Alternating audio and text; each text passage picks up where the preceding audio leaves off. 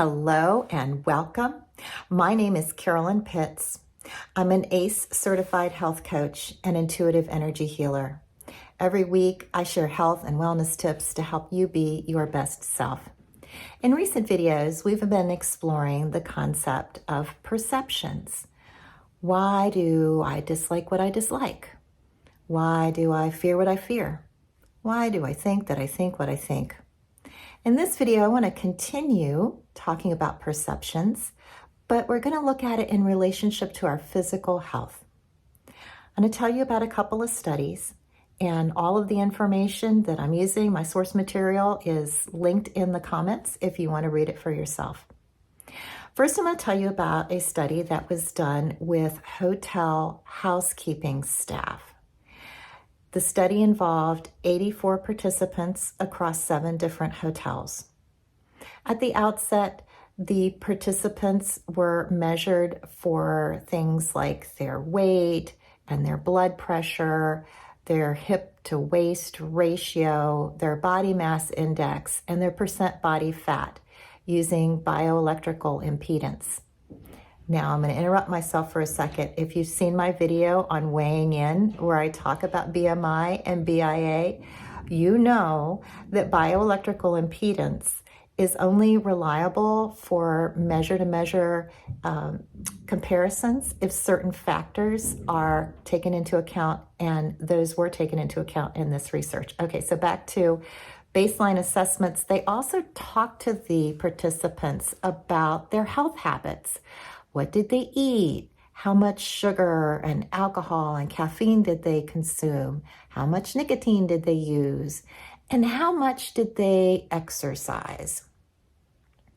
Now, it's interesting that the tasks that a hotel housekeeping individual performs are very strenuous activity, cleaning bathrooms, changing bed linens, and they do it for 5 to 7 hours every day. But interestingly enough, when they did the initial intake, 66% of the participants reported that they did not exercise on a regular basis because their perception of exercise meant going to the gym. Next, the researchers told the participants at 4 of the hotels, this is the informed group, that the work that they were doing counted as exercise, and that according to the CDC requirements, their activity level constituted an active lifestyle. They gave them charts showing the estimated caloric expenditure for the tasks that they did. The other half of the participants at the other hotels were just told that they were part of a health study and that they would get information about how to improve their health at the end of the study. They were not told that the work that they did constituted exercise. Over the next 4 weeks, management at all of the hotels worked to ensure that the participants had a consistent workload comparable to what they had been doing prior to the onset of the study. In other words, their activity level stayed the same throughout the 4 weeks of the study. Also, their health habits remained the same based on questionnaires and interviews at the conclusion of the study. No surprise there. We all know how hard it is to change our eating habits or our consumption of alcohol, nicotine, and caffeine. So what happened? At the conclusion of the study, although members of the informed group did not change their physical activity level, they doubled their perception of exercise, because they now viewed the work that they were doing as legitimate exercise. And as for their physiological measurements, mean weight dropped 2 pounds, and mean blood pressure dropped from 130/80 at the beginning of the study to 120/75.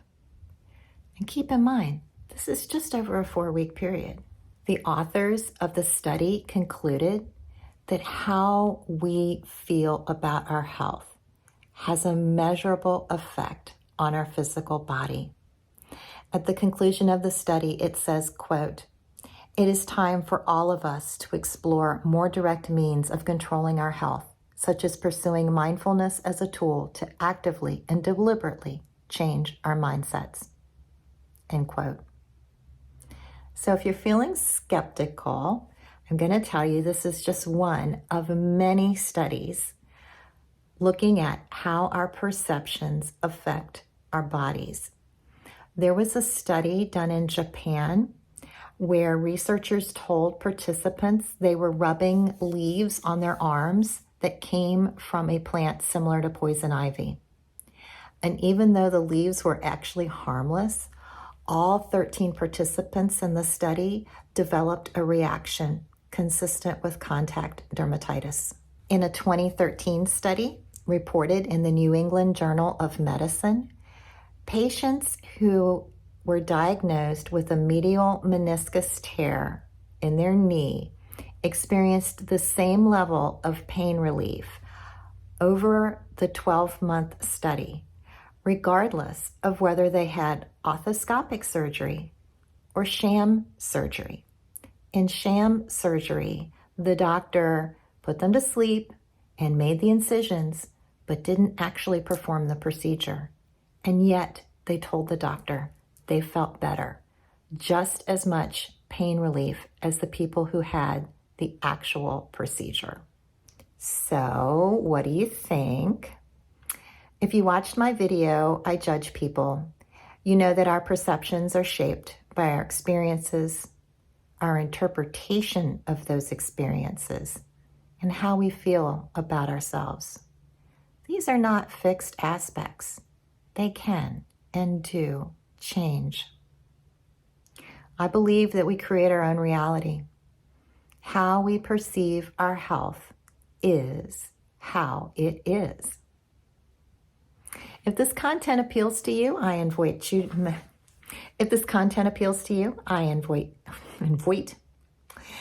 If this content appeals to you, I invite you to join our intention circle by going to intendwell.us and entering your email address. Every week, you'll receive bonus content that is only available to members of the Intention Circle. Thank you for joining me. Have a beautiful week. And remember, intend peace, intend love, intend well.